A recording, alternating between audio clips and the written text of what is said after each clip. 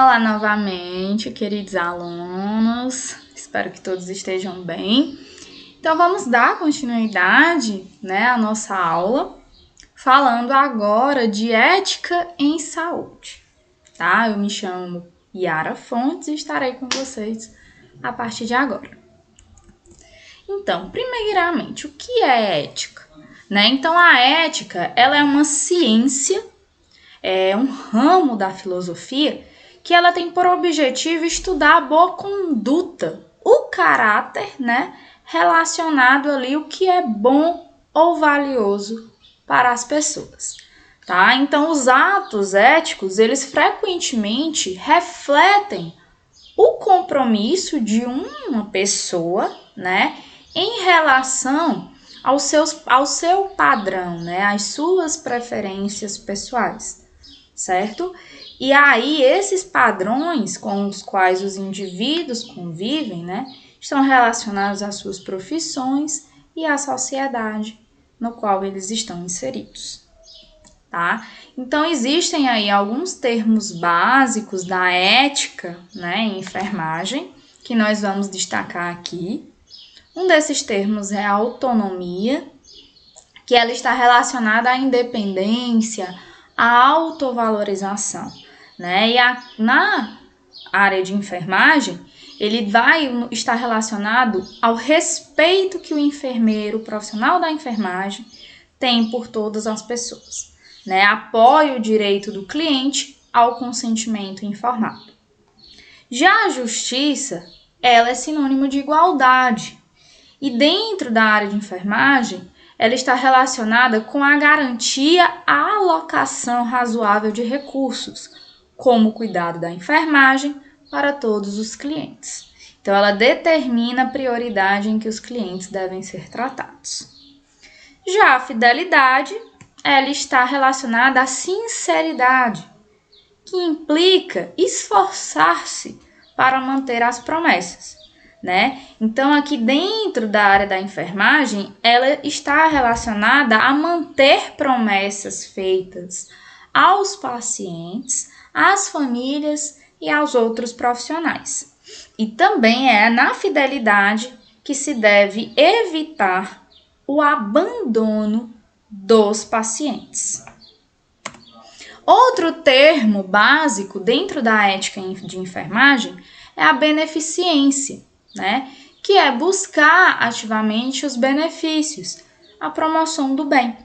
E suas implicações dentro da enfermagem é promover ações que beneficiem os clientes, procurar benefícios que forneçam um menor dano. E outro termo é a não maleficência, que é buscar ativamente não fazer o mal, E dentro da enfermagem é evitar risco de lesão e dano, é evitar que ocorram durante o desempenho das ações de enfermagem esses riscos, E procurar fazer o menor mal, quando os benefícios resultar em algum mal. Dentro da ética, nós temos a bioética, que é um tipo de ética aplicada que mais representa atualmente a condição humana, por justamente se fazer presente ali como uma forma resolutiva dos principais conflitos que surgem durante o desenvolvimento das práticas ali no âmbito dos serviços de saúde. Certo? Então, é nesse sentido que a bioética também pode afirmar, que mesmo que seja de uma forma mais exagerada, que referida à condição humana contemporânea, toda a ética é antes uma bioética. Então, quais são as concepções da ética no ensino da enfermagem? Então, no ensino da enfermagem, a ética ela faz parte do currículo como disciplina, com conteúdos que devem permitir a criação de espaços para a reflexão, do estudante, do profissional. E isso por que essa reflexão? Porque eles precisam se fazer raciocinar de uma forma adequada como conduzir uma determinada situação, né? Levando e enaltecendo sempre a competência do profissional de enfermagem, o seu comprometimento com o seu serviço e a sua responsabilidade perante a profissão, né? Então, a ética, ela pode ser definida como o saber que agrega e integra várias disciplinas do currículo da enfermagem, que todos tenham uma linguagem comum relacionada aos princípios éticos que norteiam esta profissão. Então, algumas dessas concepções, né, os valores. Então, a enfermagem, ela é essencialmente um trabalho de intimidade. Então, as tarefas da enfermagem exigem um contato muito próximo com os clientes, tanto no físico como no emocional. Dentre os aspectos deontológicos, elas vão envolver, né, o respeito à pessoa, à justiça, ao direito individual e comunitário. Então, ao se revelar indevidamente um segredo profissional, vai se desrespeitar a confiança depositada, e isso pode gerar grave prejuízo ao nome do profissional, e não só aquele profissional de forma individual, mas a honra da profissão como um todo. Então, falando aí de algumas leis que são inerentes aos profissionais da enfermagem, né, vamos destacar aqui a lei número 5.905, de 12 de julho de 1973, que ela teve por objetivo criar o Conselho Federal de Enfermagem, né, e os Conselhos Regionais de Enfermagem e outras providências. Então, essa lei, né, no seu artigo 3º, ela dispõe que o Conselho Federal, né, ao qual ficam subordinados os conselhos regionais, terá jurisdição em todo o território nacional e sede na capital da República, tá? Já no seu artigo 4º, ela dispõe que haverá um conselho regional em cada estado, né, e território com sede nos seus respectivos capitais e no Distrito Federal. E como parágrafo único, ela estabelece que o Conselho Federal poderá, quando o número de profissionais habilitados na unidade da federação for inferior a 50, determinar a formação de regiões, compreendendo mais de uma unidade.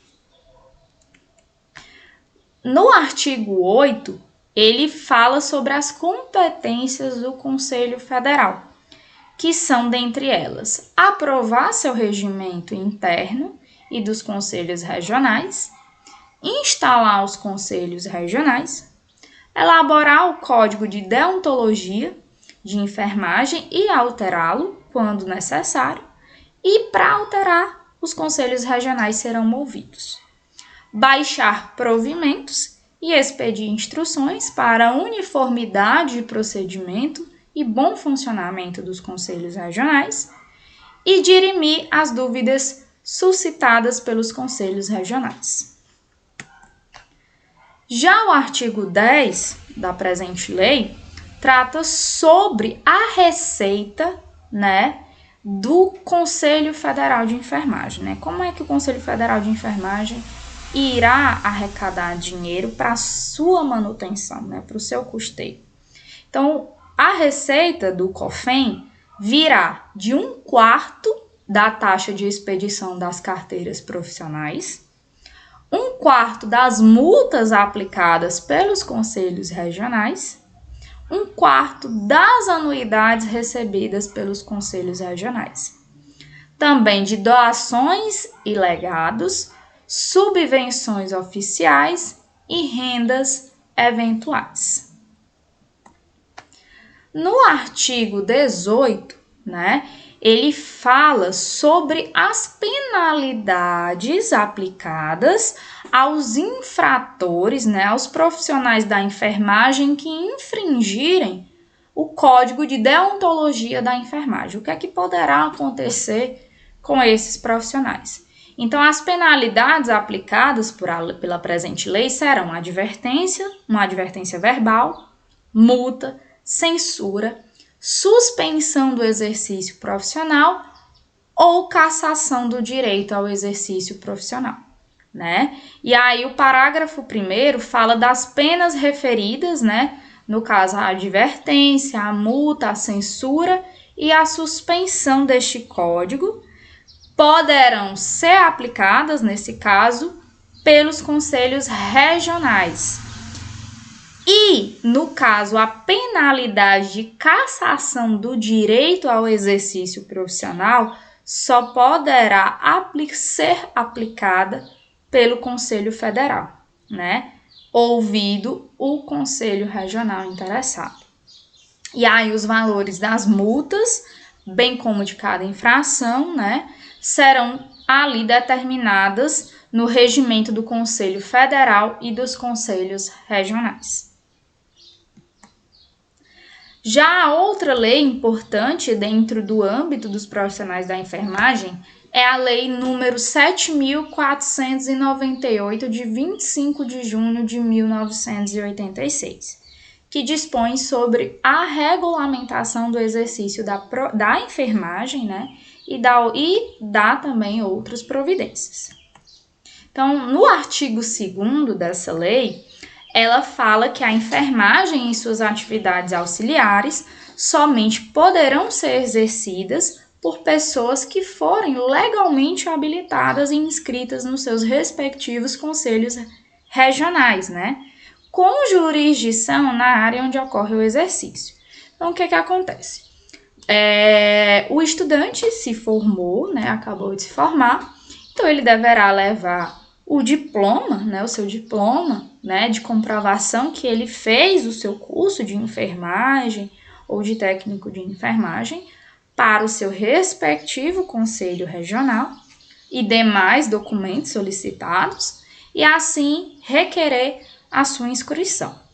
Então, se ele irá atuar no Piauí, né, no estado do Piauí, ele deve requerer inscrição no Conselho Regional de Enfermagem do Piauí, tá?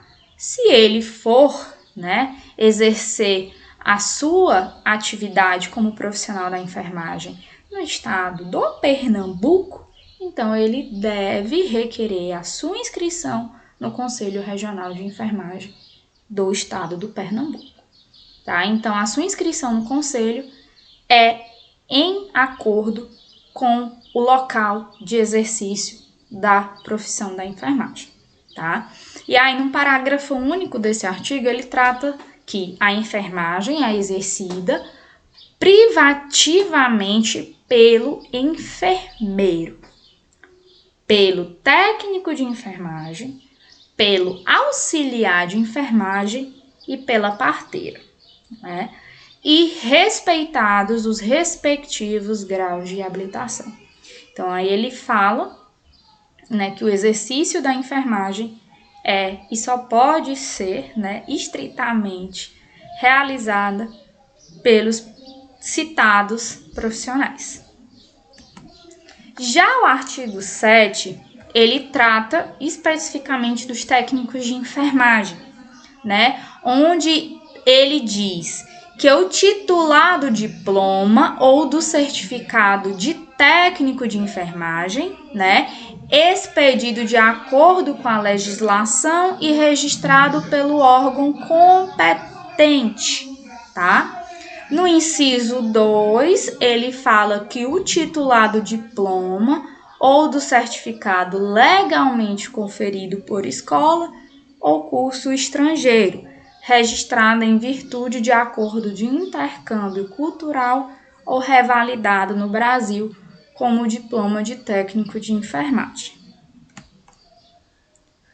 Já o artigo 12, ele fala que o técnico de enfermagem exerce atividade de nível médio, né, que envolve a orientação e acompanhamento do trabalho de enfermagem no grau de auxiliar, né, e que ele irá participar no planejamento da assistência da enfermagem. cabendo ao técnico participar da programação da assistência de enfermagem, executar ações assistenciais de enfermagem, exceto as que forem as ações privativas do enfermeiro, né? E isso deve se observar o que está disposto no artigo 11, que trata sobre as ações do enfermeiro. O profissional técnico de enfermagem deve participar da orientação e supervisão do trabalho de enfermagem em grau auxiliar e participar da equipe de saúde. Já a Lei 7.498 de junho de 1986 dispõe sobre o exercício da enfermagem e dá outras providências, né? Então, ele fala no seu artigo 5º que são técnicos de enfermagem, né? Novamente aí ressaltando o exercício da profissão, né? Que o titular do diploma ou do certificado de técnico de enfermagem, expedido de acordo com a legislação e registrado no órgão competente, que o titular do diploma ou do certificado conferido por escola ou curso do estrangeiro, né, registrado em virtude de acordo de intercâmbio cultural ou que deve ter sido revalidado no Brasil como diploma de técnico de enfermagem. E a resolução do COFEN, número 564 de 2017, né, ela vai tratar do Código de Ética dos Profissionais de Enfermagem, né, o CEP, que foi reformulado há pouco mais de 5 anos, 6 anos, né, em 2017. Então, é recente, passou recentemente por uma reformulação. Então, tratando aí de alguns capítulos, né, vamos falar do capítulo 1, que trata dos direitos. Então, os profissionais da enfermagem, eles devem exercer a enfermagem com liberdade, né, com segurança técnica, embasados cientificamente, com respeito ao ambiente e com autonomia, tá? Então, os profissionais de enfermagem, ao exercer sua profissão, devem ser tratados sem discriminação de qualquer natureza, seguindo os princípios pressupostos legais, éticos e dos direitos humanos. Já no capítulo 2, ele trata dos deveres. Então, no artigo 30, ele fala do cumprir no prazo estabelecido, né? Então, o profissional da enfermagem, ele deve estar atento aos prazos estabelecidos ali no momento de exercer uma determinada atividade, né? Como, por exemplo, determinações, notificações, citações, convocações e intimações do COFEN e dos conselhos regionais, tá? No artigo 35, né? Ele deve apor nome completo e ou seu nome social, ambos de forma legíveis, o seu número e categoria de inscrição no Conselho de Enfermagem, né, no Conselho Regional de Enfermagem, e deve assinar ou rubricar os documentos quando no exercício profissional. Já no artigo 38, né, ele fala que o profissional da enfermagem deve prestar informações escritas e ou verbais, né, de forma completa e fidedigna, necessárias à continuidade da assistência e segurança do paciente. Então, ele deve escrever tudo de forma minuciosa, né, sobre todo o procedimento do paciente, caso outro profissional vá acompanhar a assistência daquele paciente. No artigo 46, ele fala no recusar-se a executar a prescrição, né? Então, de enfermagem e médica, na qual não constem a assinatura e o número do registro do profissional prescritor, né? Então, ele pode se recusar, o profissional da enfermagem, ele pode recusar a executar uma determinada prescrição se não houver aí a assinatura ou o registro do profissional que tiver prescrevido, né? Pode ser um outro enfermeiro ou um médico, tá? Mas ele trata como ressalva uma situação de urgência e emergência. Já no artigo 48, né? Ele trata sobre a prestação de assistência de enfermagem. Então, ele exalta aí que o profissional da enfermagem ele promove a qualidade de vida à pessoa e à família em todas as etapas de vida de um indivíduo, desde o nascer, viver, morrer e o luto. Tá? Então, é aí o cerne dos profissionais da enfermagem prestar a assistência de uma forma completa ao indivíduo e à sua família. No capítulo 3, ele fala das proibições aos profissionais da enfermagem. Então, no artigo 62 desse capítulo, ele fala que é proibido os profissionais da enfermagem executarem atividades que não sejam de sua competência, seja ela uma atividade técnica, científica ou ética e legal, tá? Ou que não ofereçam segurança ao profissional, à pessoa, à família e à coletividade. Então, é proibido ao profissional da enfermagem executar atividades que não são inerentes à sua profissão e também as que são inerentes à sua profissão, mas que não dão ali o suporte e a segurança àquele profissional, à pessoa ou à família ou à coletividade. Também no artigo 73, falando das proibições, ele diz que é proibido o profissional da enfermagem provocar aborto, cooperar com esta prática e interromper a gestação, exceto nos casos que são permitidos pela legislação vigente. E aí no parágrafo único ele destaca o quê? Que nos casos permitidos pela legislação, o profissional deverá decidir de acordo com a sua consciência sobre sua participação, desde que seja garantida a continuidade da assistência. Então, o que acontece? Ao profissional da enfermagem é proibido provocar aborto, cooperar com qualquer tipo de prática que venha a interromper uma gestação, exceto em situações que são permitidas pela legislação. E nos casos que são permitidos pela legislação, cabe, é dada ao profissional da enfermagem o seu poder de escolha, porque aí ao profissional pode vir o quê? Questões inerentes à sua religião, a sua conduta, que ele pode não concordar e não querer realizar, mas nesses casos ele tem, a lei assegura que ele não participe, mas deve haver um profissional da enfermagem que vai garantir àquele paciente que está amparado pela lei a abortar, que dê continuidade à assistência, certo? Caso não exista esse profissional, aquele profissional de enfermagem deve sim aí cumprir com o seu papel.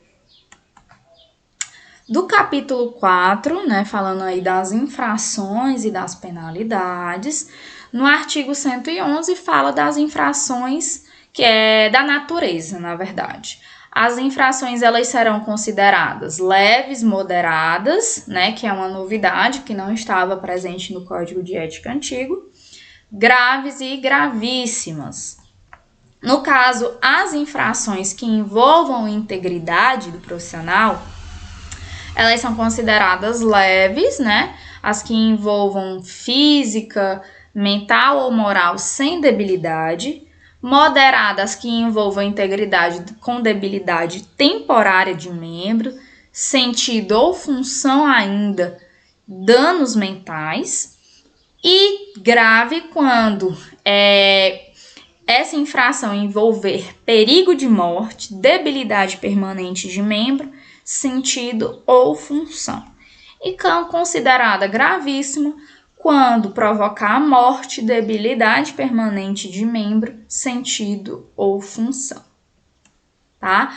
E aí as penalidades a serem impostas pelos CORENs ou pelo COFEN, pode ser uma advertência verbal, que é uma admoestação, uma repreensão ao infrator, e aí tem que ter 2 testemunhas, uma multa, e aí essa multa pode equivaler a 1 ou a 10 vezes o valor da anuidade pago pelo profissional. Pode ter uma censura como penalidade, aí essa repreensão será divulgada nas publicações oficiais do Corém e do COFEM e em jornais de grande circulação. Pode ocorrer uma suspensão do exercício profissional, né, que é uma proibição do exercício do profissional da enfermagem por um período de até 90 dias. E pode haver também como penalidade aí a cassação do direito ao exercício profissional, né, que é a perda, né, desse profissional em exercer a enfermagem, e isso pode acontecer num período de até 30 anos. Lembrando que a cassação do direito ao exercício profissional, que é uma decisão que só cabe ao Conselho Federal de Enfermagem, né, que no caso o Corém, né, daquele profissional, vai protocolar essa denúncia e o COFEM é que irá poder julgar e determinar apenas essa penalidade. Na verdade, essa penalidade só pode ser determinada pelo COFEM, tá? E aí, no artigo 112, ele vai tratar de circunstâncias atenuantes. O que são essas circunstâncias atenuantes, né? Porque, assim, o profissional, quando ele é aberto, né, um processo administrativo contra ele vai ter todo o direito, né, de se defender, né, durante ali o trânsito em julgado desse processo. E aí, no caso, ele, ao conseguir comprovar, né, determinadas circunstâncias, essas circunstâncias podem atenuar a sua penalidade. E aí, nesse caso, para o Código de Ética da Enfermagem, são consideradas essas circunstâncias atenuantes. Se o infrator tiver procurado, né, logo após a infração, por sua livre e espontânea vontade e com eficiência, né, evitando ou minorando as consequências do seu ato. Ter bons antecedentes profissionais, ou seja, ele digamos que, é a primeira denúncia que é feita contra ele. Quando ele realizar esses atos sob coação e ou intimidação, né, ou sobre grave ameaça. Então, por exemplo, se ele tiver realizado um procedimento que não é inerente à enfermagem, mas ele realizou porque ele estava sendo ameaçado, né, ele tem, né, essa situação como uma situação atenuante. Se ele tiver realizado esse ato também sob emprego real de força física, também é considerado uma circunstância atenuante ele ter confessado espontaneamente a autoria daquela infração e ele ter colaborado também espontaneamente com a elucidação dos fatos. E aí já o artigo 113 fala das circunstâncias agravantes, né? Por exemplo, ele ser reincidente, já não é a primeira vez, né, que ele tem ali um processo administrativo em seu nome.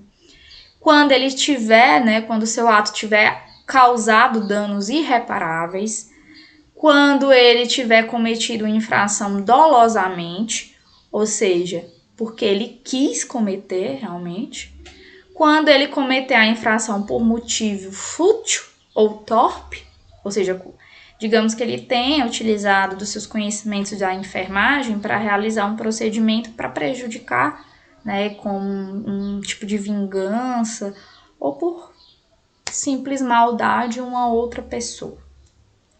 Facilitar ou assegurar a execução, a ocultação, a impunidade ou a vantagem de outra infração, ou caso ele tenha se aproveitado da fragilidade da vítima para executar um ato aí que é totalmente contrário à ética da enfermagem. E por fim, né, vamos aí ver os conceitos de imperícia, imprudência e negligência. Acredito que vocês, caros estudantes, já tenham escutado falar desses termos, né? Muitos deles são considerados sinônimos, mas dentro do âmbito do direito eles não são. Cada um indica uma determinada situação. Então, o que é uma negligência, né? A negligência é uma omissão. É você saber realizar um determinado procedimento, mas não realizar. tá? Não fazer, não realizar as ações necessárias para uma determinada situação. Imperícia é quando você desconhece, né, teoricamente ou tecnicamente um determinado procedimento, mas mesmo assim o faz, tá? E imprudência é quando você acaba realizando uma ação de uma forma precipitada ou com descuido, né, sem a devida cautela. E aí você acaba ocasionando e prejudicando o seu paciente, tá? Então vejam que esses 3 termos têm significados distintos. Então, queridos alunos, nós vamos ficando por aqui, certo? Desejo a todos bons estudos e nos vemos na próxima aula. Tchau, tchau!